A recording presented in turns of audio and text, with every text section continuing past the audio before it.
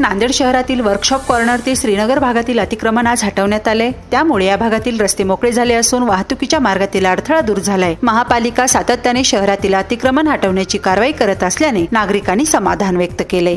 Kundalwadi police ठाण्याच्या हद्दीत रस्ता अडवत दुचाकीची चोरी करणाऱ्या युवकाला पोलिसांनी अटक केले। आरोपी विवेक गजभारेला अटक करत पोलिसांनी त्याच्याकडून चोरीचा मुद्देमाल जप्त केलाय। याच गुन्ह्यात एका अल्पवयीन बालकाचा समावेश असल्याचे पोलिसांनी सांगितले।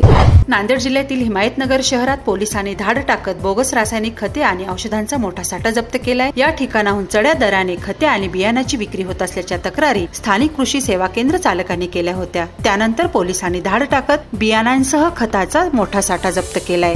बिलोली तालुक्यातील आदमपूर इथे शॉर्ट सर्किटमुळे घराला आग लागल्याने गोविंद देवारे या शेतकऱ्याचे मोठे नुकसान झाले। घरातील सोन्याचे दागिने आणि इतर संसार उपयोगी साहित्य या आगीत जळून खाक झालं। महावितरणच्या दुर्लक्षामुळे ही आग लागल्याचा आरोप शेतकऱ्यांनी केलाय।